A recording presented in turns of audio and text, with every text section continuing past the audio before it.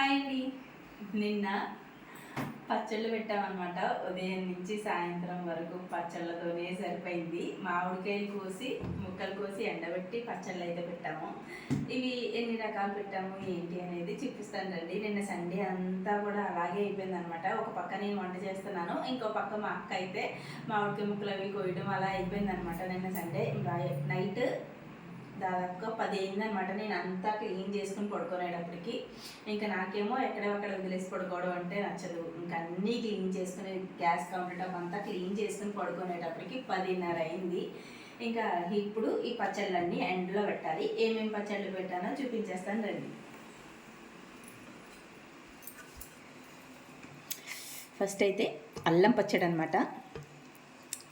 ఉడకబెట్టి చేస్తారు. ఇది టేస్ట్ చాలా బాగుంటుంది. దోశల్లోకి కానీ ఇడ్లీలోకి కానీ అదిరిపోతుంది కాంబినేషను.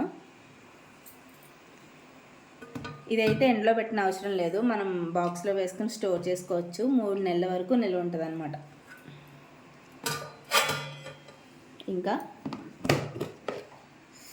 ఇది ముక్క ఆవకాయ పచ్చడి అనమాట. తొక్క చెక్క లేకుండా చిన్న చిన్న పీసెస్ కింద కోసేసి చిన్న చిన్న ముక్కలు ఆవకాయ పచ్చడి ఏమంటారో తెలియదు కానీ ఇది ఉల్లావకాయ.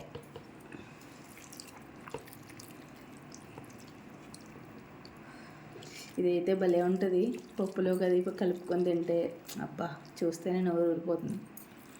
వేడి వేడి అన్నంలో అలా కలుపుకొని తిన్నామనుక అదిరిపోతుంది అన్నమాట. ఇంకా ఇది పాత మాగాయ పచ్చడి అనమాట. మాగాయ ముక్కలు నేను నిరుడు మాగాయ ముక్కలు ఉప్పులో పోసి వదిలేసాను. అవి ఇప్పుడు పచ్చడి కలిపాం. టేస్ట్ చాలా బాగుంటుంది. అన్నంలోకి వేడివేడి అన్నంలోకి కొంచెం పచ్చడి వేసుకుని కొంచెం నెయ్యి వేసుకుని తింటే చాలా బాగుంటుంది. ఇది ఎక్కువ బాలింతరాలకి బాగా యూజ్ అవుతుంది అనమాట. పాత నిల్వ పచ్చడి అని కూడా అంటారనమాట. చాలా బాగుంటుంది. ఇంకా ఈ 3 ఎండలో పెట్టి ఇవాళ కొంచెం ఎండబెట్టుకుంటే నిల్వ ఆగుతాయండి. అంతే. బాయ్.